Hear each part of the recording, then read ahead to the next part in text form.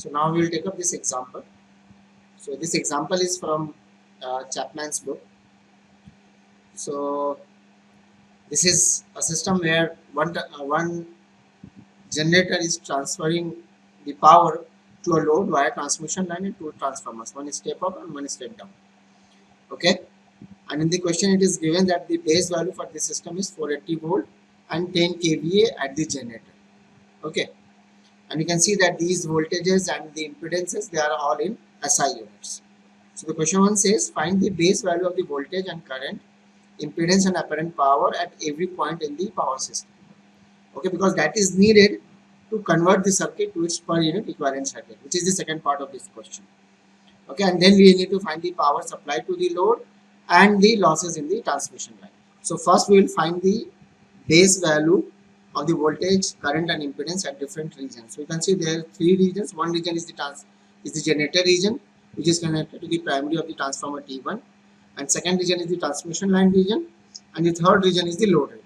Okay, so the given is given V base, and obviously this is given in the region 1.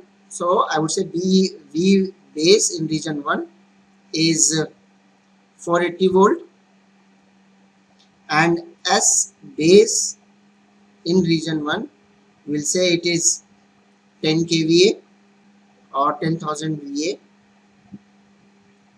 So we can easily compute I base here. So I base would be 10,000 S base 1 upon V base 1, which is 10,000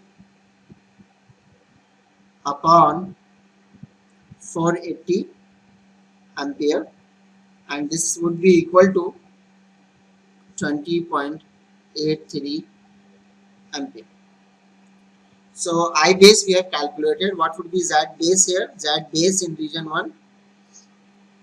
So Z base in region 1 would be V base upon I base 1 or V base 1 whole square upon S base 1. And if you compute it, you will get 23.04 ohms. So V base and I base we have already calculated. Either of the relation you can find. And then in region 2, so now in region 2 you can see that the transformer is connected before, right? So how to calculate the V base there? Obviously this is the transformer, so apparent power of the primary side and apparent power of the secondary side would be same, right? So we need to find the V base in the region 2. So in region 2 what we can say that V base in region 2 upon V base in region 1 would be, it says 1:10, right? So it would be here 10 because V1 by V2 is N1 by N2. So I am writing the secondary side voltage here and primary in the denominator. So secondary side turn ratio above and the primary side turn below, right? So it would be 10:1. So V base 2 we can easily compute. It will be 10 times of V base 1, which is 10 into 480 volt, which is 4800 volt. That is V base 2, and S base 2 will remain same, that would be 10,000 volt. So I can easily compute I base 2 here, which would be S base 2 upon V base 2. Okay, so why we are finding the base values? Because we need to find the per unit circuit, the equivalent circuit. For that we need to know the base values in every region. That's why we are finding it. And that's the part of question 1. So S base 2 is 10,000 upon V base 2 is 4800 ampere, and if you'll see, it will come out to be, so this would be 2.083 ampere. So once I know I base, I can calculate Z base 2 there, which would be V base 2 upon I base 2 there, and if you calculate, V base 2 is 4800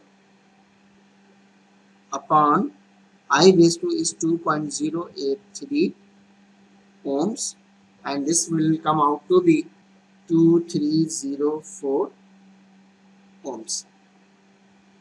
Okay, so Z base we have calculated for region 2, S base, I base, so for region 2 we have calculated. Now for region 3, that is the load region, so obviously the apparent power of this primary of this transformer will remain same, right?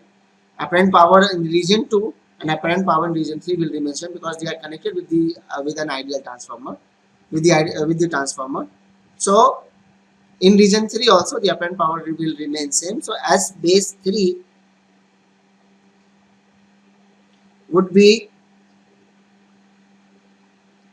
as base 3 would be 10,000 VA. As base 3 is, I would say, S base 3 is equal to S base 2 is equal to S base 1, and this is equal to 10,000 VA. And what about V base 3? So V base 3 upon V base 2 is, you can see the turn ratio here. It says 20:1, so that means it would be 1:20. So we can calculate V base 3 to be 4800. V base goes there, V 4800 upon 20, and this will come out to be 240 volt. So V base 3 we have calculated, as base 3 we have calculated, so we can calculate I base 3 there, that is S base 3 upon V base 3, and this is equal to 4800 upon 240 volt, and this will come out to be 41.67 ampere. So once I know I base 3, I can calculate Z base 3, and this would be equal to V base 3 upon I base 3, which is equal to 240 upon 41.67 ohms, and this is equal to 5.67 ohms. So we have calculated the base value in every region. Now we can easily convert the entire circuit into per unit system, right? So that was the first question, the part 1 of the question, and part 2. Then we need to find the per unit equivalent circuit, right? Okay, so every parameter, the SI units which is given in the circuit, we need to convert it into the per unit equivalent. Okay, so in region 1, the given quantity is this voltage, right? The generator's voltage. So I will convert it into per unit. So V1, I would say V1 per unit would be V actual upon V base 1, and V actual is given 480 volt upon V base we have chosen 480 volt, right? So this is 1 per unit, and you can think of that why we need to choose the highest voltage as the base voltage, because then we will know whether the voltages at various points, it is actually higher than the base value or it is lower than the base value. Okay, so V1 per unit is known to us because that is the only given quantity there. Now in the transmission line, region or region 2, the impedances are given in SI units. So I will convert it into SI unit. So in region 2, impedance is given, line impedance, transmission line impedance is required to be converted into per unit equivalent, right? So that I would say that ZTL transmission line per unit would be ZTL, obviously in SI, which is the actual value, Z actual upon Z base of region 2. Okay, so Z actual which is given is 20 ohms plus J 60 ohms, right? So we can write it 20 plus J 60 and Z base 2 which we have calculated, that would be 2304 ohms. 2304. Here ohms, the denominator is ohms, numerator is ohms, so it would be in per unit, right? So this is actually equal to 0.0087 plus J 0.0260 per unit. This is ZTL per unit. So transmission line impedance in per unit is known to us now.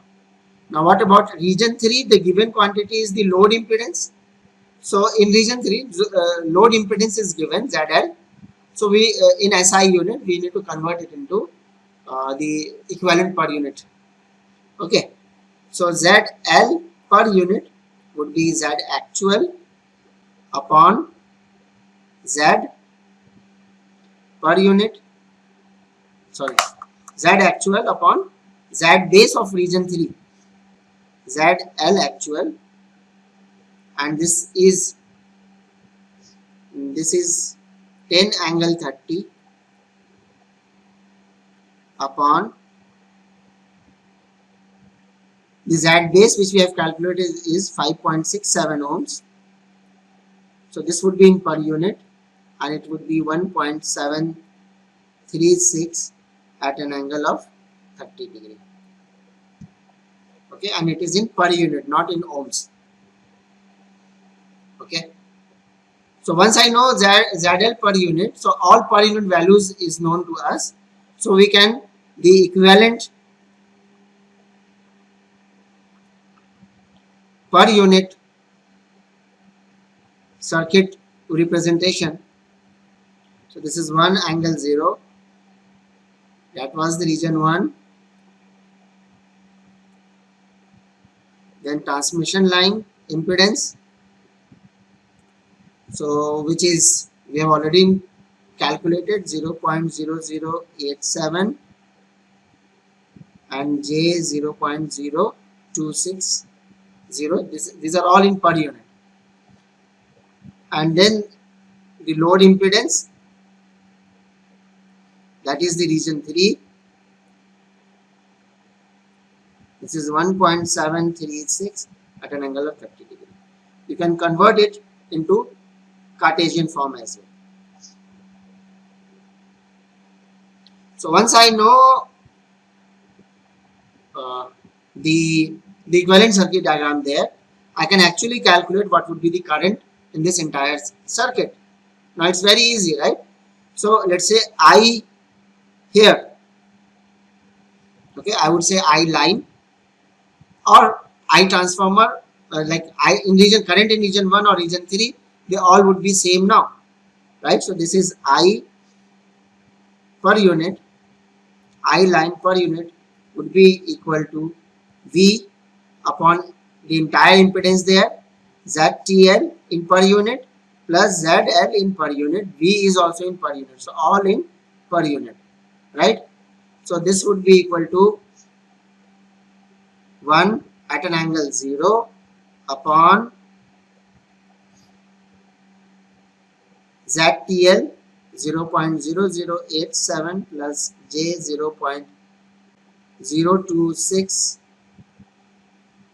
plus, so you can compute this, you can convert this impedance in Cartesian form and can calculate it. So this will come out to be 0.569 angle minus 30.6 degree. So this is in per unit. Now you cannot write ampere or volts because SI unit we have eliminated, right? We have converted SI unit into per unit system. Okay. So part 3 of the question says we need to find the power consumed by the power absorbed by the load. So power absorbed by the load.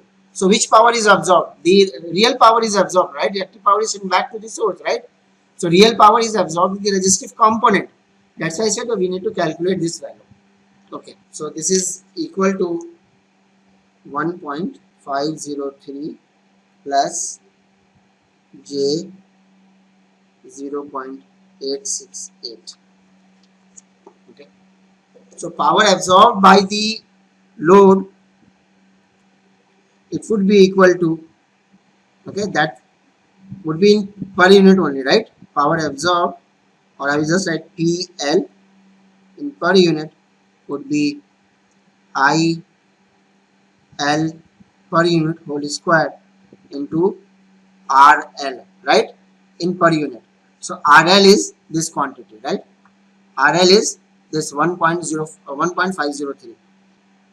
So RL per unit is 1.503, and if you compute this, this will be 0.569 whole square, this current value into RL per unit, which is 1.503, and if you compute it, you will get 0.487.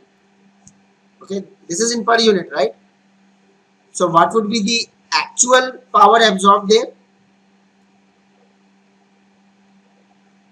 So actual power absorbed would be P actual for load would be